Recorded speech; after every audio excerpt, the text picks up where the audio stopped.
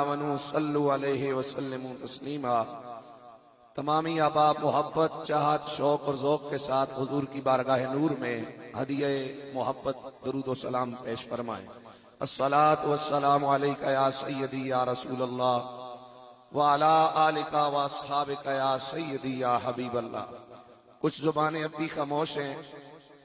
یقیناً آج یہ ایک نئی تاریخ اور نئی مثال رقم ہو رہی ہے، اور میں گفتگو کے آغاز میں ہی اس گراؤنڈ نے بڑے منظر دیکھے ہیں۔ یہاں قرب و جوار کے بہت سارے جنازے یہاں پر ہوئے ہیں، میں خود بھی شریک ہوا ہوں، اور بھی یہاں پر کئی محافل کا انعقاد کیا گیا۔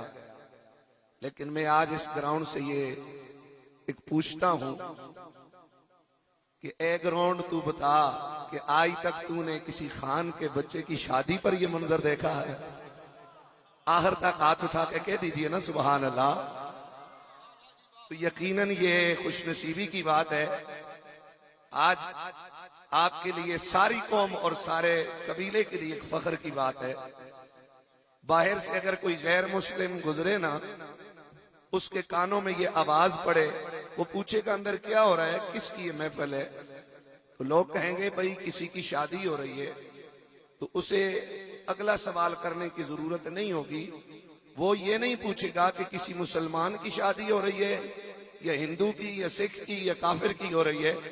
اس کے کانوں میں جب محمد مصطفیٰ کے درود و سلام کی آواز آئے گی، وہ خود پکار اٹھے گا کہ اندر شادی محمد کے کسی غلام کی ہو رہی ہے۔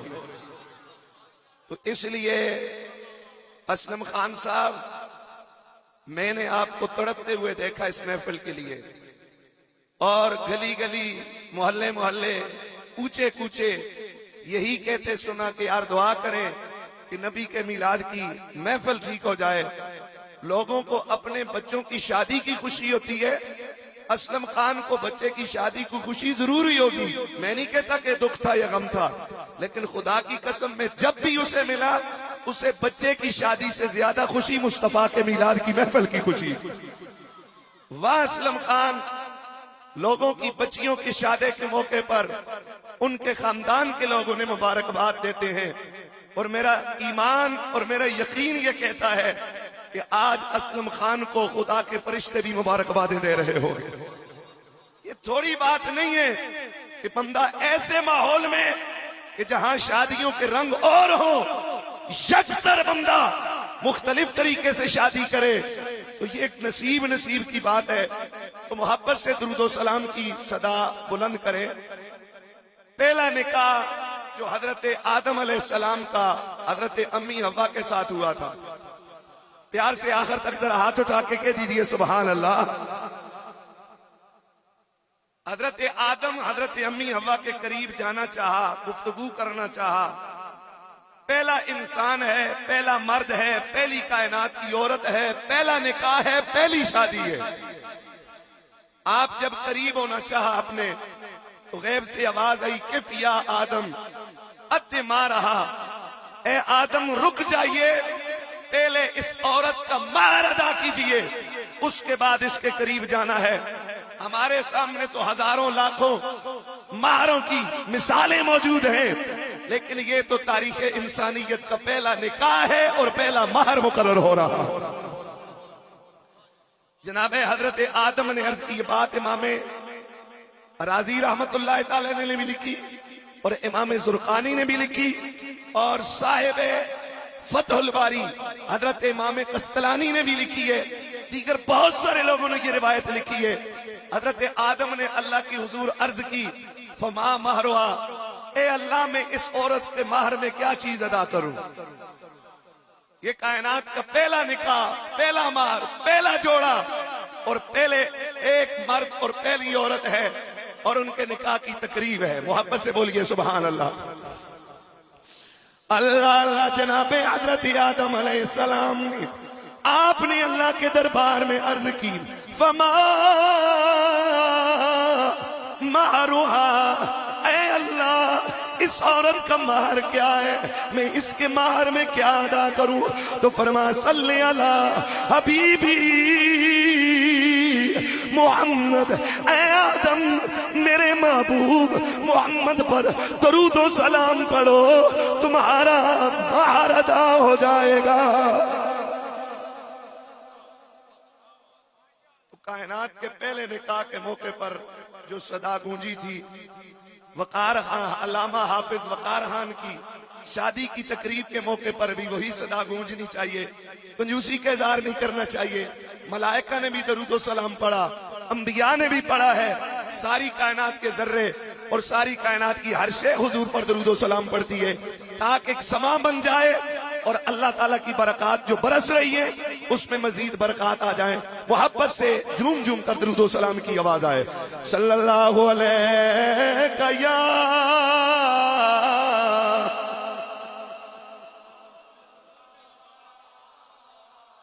وسلم علیہ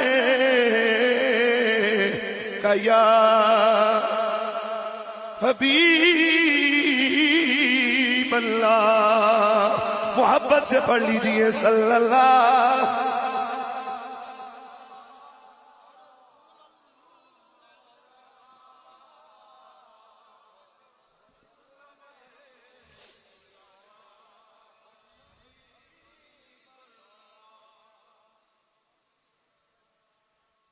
غربت میں ہمیں کوئی نہ چارہ نظر آیا، اسلم خان صاحب، غربت میں ہمیں کوئی نہ چارہ نظر آیا، آیا تو محمد کا سہارا نظر آیا۔ جب کشتی میں نے کر دی آقا کے حوالے، ہر موج میں دریا کا کنارہ نظر آیا، ہو جائیں گے فردوس میں ہم بھی داخل جس وقت محمد کا اشارہ نظر آیا۔ معزز سامعین، خطاب ذیشان کو انشاءاللہ آپ مناظر اسلام، پوری امت مسلمہ کا فخر اور ہزارے کی سرزمین کے ماتھے کا جمر، ہزارہ والوں کی آن، ہزارہ والوں کی شان، بلکہ میں تو یوں کہوں کہ بزم علماء کا ایک درخشندہ ستارہ اور بلکہ اس کا قمر الحمدللہ العظیم ہمارے درمیان موجود ہیں، جن کی ساری زندگی دین اسلام کے لیے قربانیوں سے الحمدللہ العظیم بھری پڑی ہے۔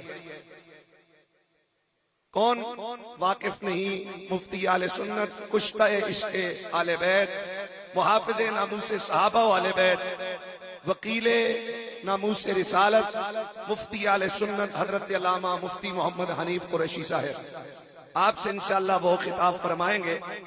میں حسب وعدہ حاضر ہوا ہوں اور بس صرف یہ جامع ملا، انہوں نے کہا جی بس شادی کے موقع پر آپ نے ذکر اللہ کا ضرور سنانا ہے، تو بس میں 2 کلمے ذکر پاک کے آپ کو سناؤں گا اور ساتھ ہی انشاءاللہ مفتی صاحب کا پھر خطاب ہوگا، بر وقت انشاءاللہ محفل پاک کا اختتام ہوگا۔ آخری خطیب ہمارے پاس انشاءاللہ مفتی صاحب ہیں۔ میں حدیث پاک میں نے بیان کی ہے، حضور فرماتے ہیں المسلم من سلم المسلمون من لسانہ و یدہ، حضور فرماتے ہیں کہ اوتی تو بلکہ فضلت علی الانبیاء بست، اوتی تو جوامع الکلم، حضور فرماتے ہیں اللہ نے مجھے 6 چیزوں کے ساتھ سارے نبیوں پر فضیلت عطا فرمائی۔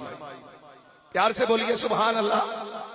ویسے تو حضور کی انگن بے شمار لا تعداد خصوصیات ہیں، حضور کے فضائل ہیں، لیکن اس حدیث پاک میں نبی کریم نے جو اپنی زبان نور سے بیان کی وہ 6 چیزیں بیان کی۔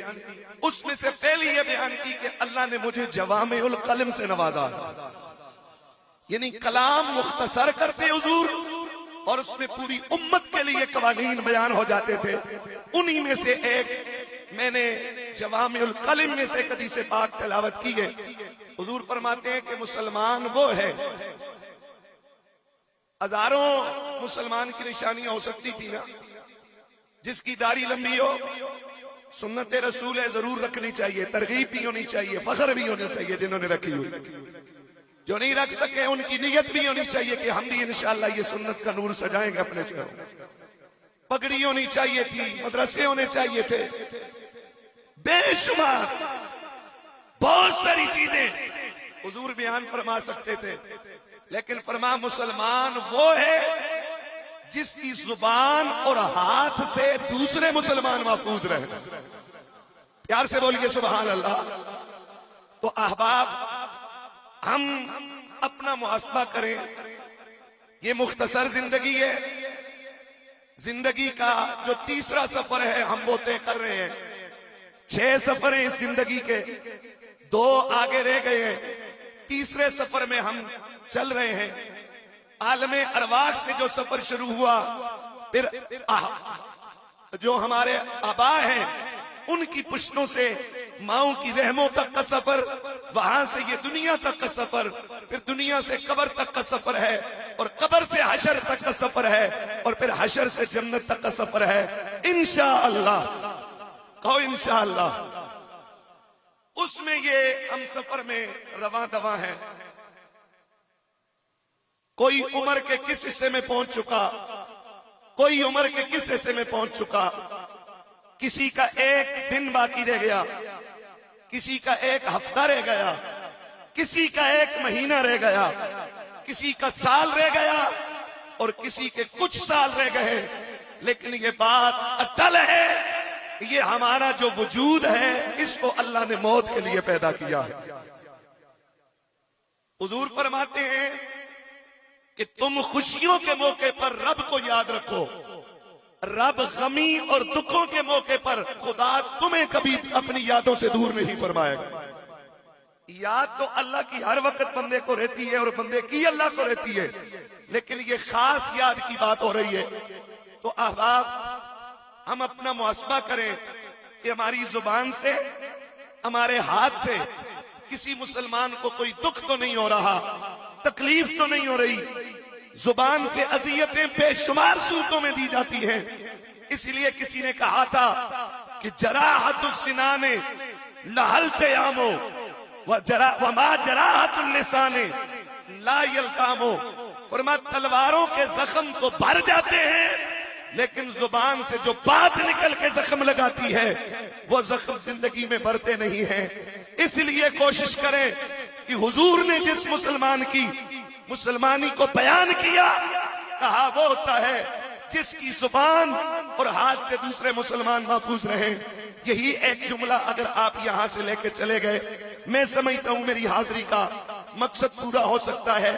زبان سے بے شمار طریقے سے دوسرے کو اذیت دی جاتی ہے، اس کی تذلیل کر کے، اس کو گالی دے کر، اس کے خلاف گواہی دے کر، جھوٹ بول کر، بہتان لگا کر، کسی بھی طرح سے.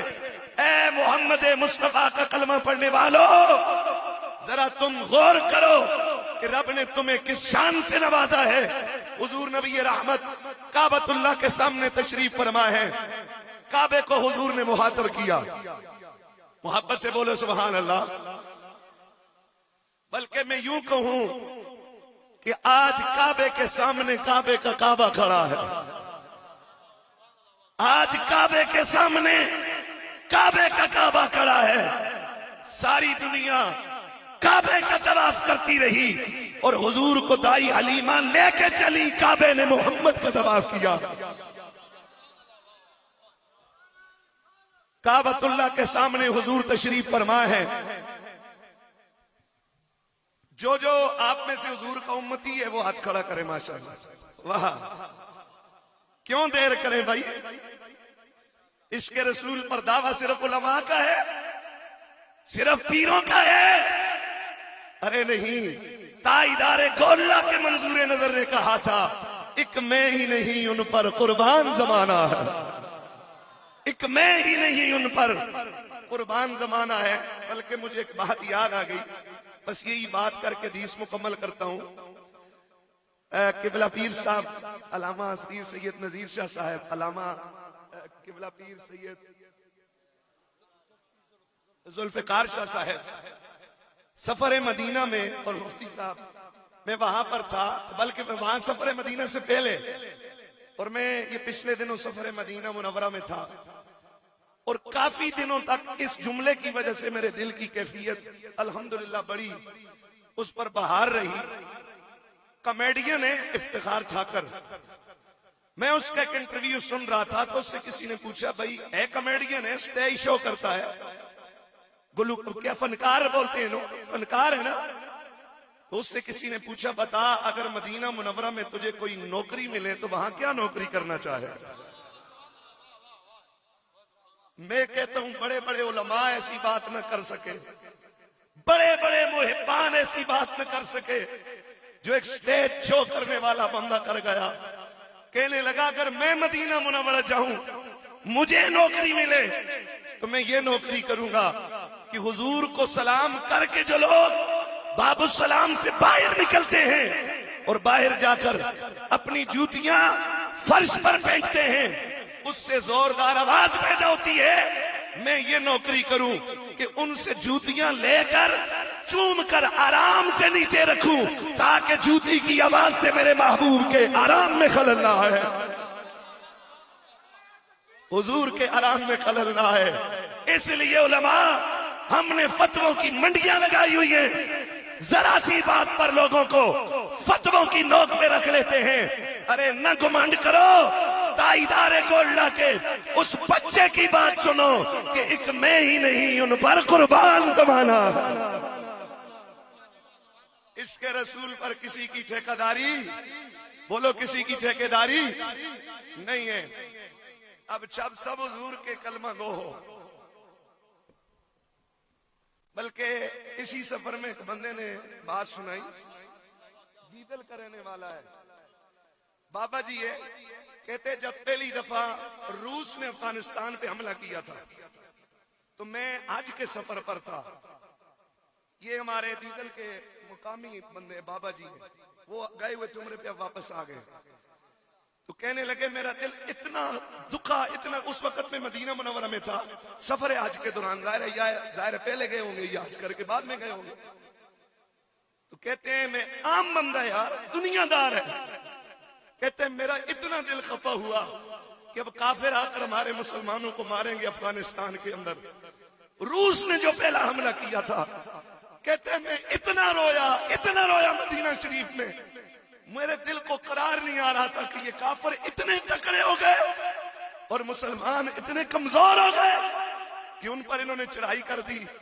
کہتے ہیں میں واپس ہوٹل میں آیا تو میں خواب میں کیا دیکھتا ہوں کہ مجھے پوری مسجد نبوی یوں نظر آتی ہے، ساری مسجد نبوی ہے اور حضور کا روضہ ہے وہ میناروں کے برابر مجھے نظر آ رہا ہے، تو مجھے کوئی کہتا ہے یہ دیکھو، اب جب میں دیکھتا ہوں تو میرے دل میں خیال آتا ہے یار یہ تو مینار اونچے ہیں اور حضور کا روضہ نیچے ہے یا برابر ہے، تو کہتے اتنے میں دیکھتا ہوں نبی پاک کا روضہ اور بلند ہو جاتا ہے، اسی سے ایک نورانی صورت ظاہر ہوتی ہے اور مجھے کہتی ہے کہ غم نہ کر اللہ بہتر فرمائے گا، غم نہ کر اللہ۔ ایک عام دنیا دار بندہ ہے، اس کا بچہ تندور پہ کام کرتا ہے، اس بند کہتے اس وقت میرے دل کو تسلی آئی اور جس دن یہاں سے روس ٹکڑے ہو کر بھاگ رہا تھا میں سمجھا مجھے میرے رب نے اس خواب کی تعبیر بتا دی ہے، یہ عام ایک میں ہی نہیں ان پر قربان زمانہ ہے، بولے ایک میں ہی نہیں ان پر، ایک میں ہی نہیں ان پر قربان زمانہ ہے، جو رب دو عالم کا محبوب یگانہ ہے، ایک میں ہی آواز آ جائے، ایک میں ہی قربان زمانہ ہے، ایک میں ہی۔ اے میرے مصطفیٰ کے غلاموں، میرا نبی کعبے کے سامنے کھڑا ہے، گویا آج کعبے کے سامنے کعبے کا کعبہ کھڑا ہے، حضور نے کعبے کو مخاطب کیا، فرمایا او کعبۃ اللہ والذی نفسی بیدہ، اس ذات کی قسم جس کے قبضہ قدرت میں محمد کی جان ہے، اے کعبۃ اللہ تیری عزت تیری حرمت سے میرے ایک امتی کی عزت زیادہ ہے۔ یار جس نبی کی نسبت نے ہمیں کعبۃ اللہ سے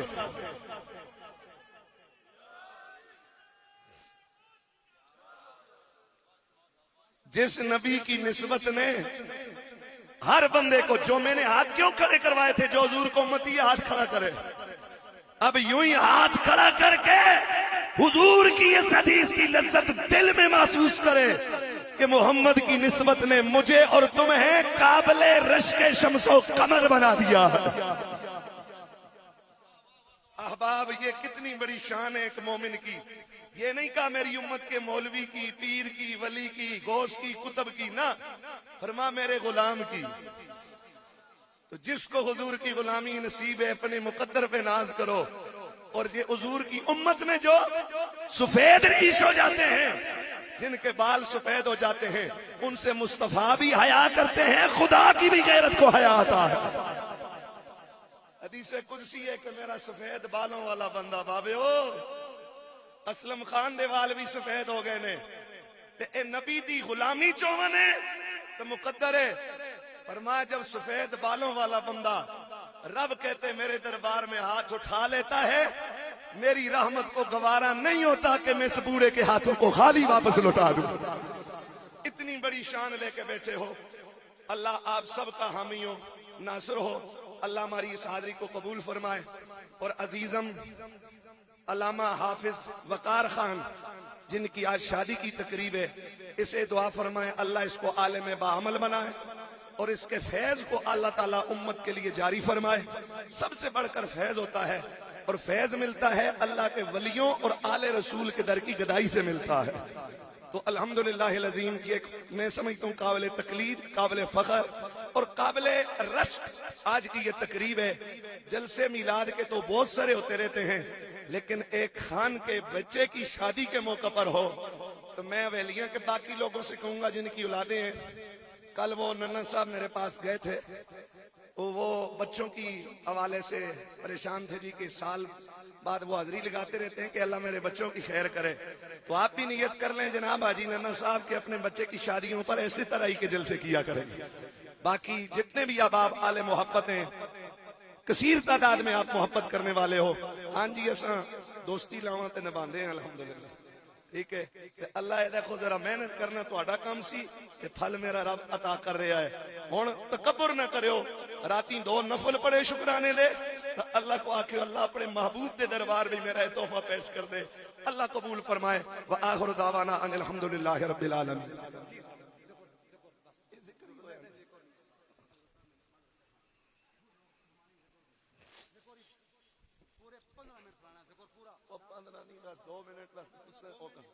ذکر لا الہ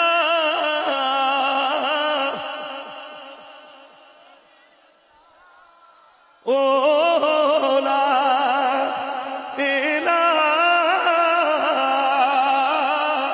الا اللہ او لا لا الہ الا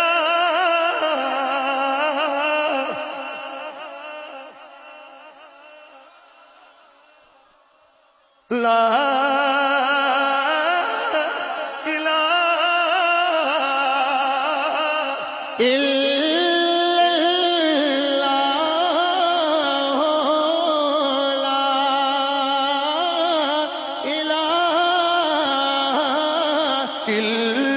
اللہ۔ آخر تک آواز آئے، کوئی زبان خاموش نہ رہے، محبت سے اپنے رب کا نام لے لیں۔ یہ کلمہ قبروں میں بھی کام آئے گا، حشر میں بھی کام آئے گا، اور جنت میں بھی کام آئے گا۔ آواز آ جائے لا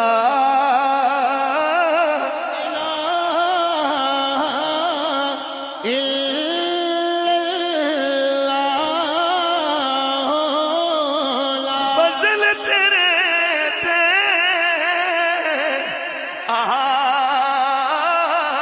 کریمہ تہور غرور نہ کوئی، صدقہ اپنے پاک نبی دا بخش خطا جو صدقہ اپنے پاک نبی دا بخش خطا جو ہوئی تے جے اسی لکھ گناہی ڈوبے تے تو ستار کدی بھی تو مالک اسی بندے تیرے تے تیری شان رحیمی آئے تو مالک اسی بندے تیرے تے تیری شان کریمی لا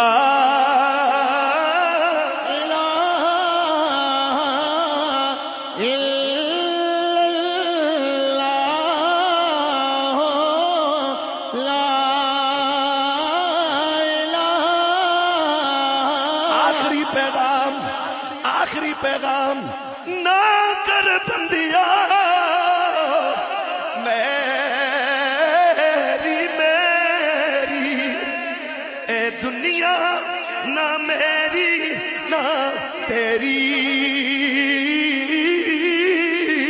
اے دنیا چار دہاڑے پھر مٹی دی تیری اے دنیا چار دہاڑے پھر مٹی دی تیری لا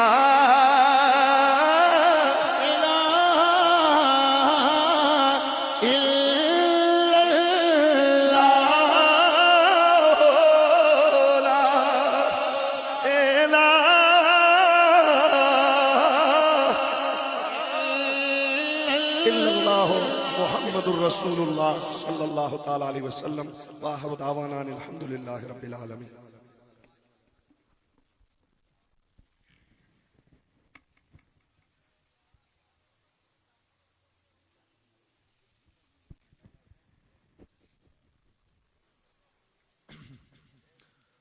ماشاءاللہ خوبصورت انداز میں پیغام اور خوبصورت خطاب آپ سماعت فرما رہے تھے.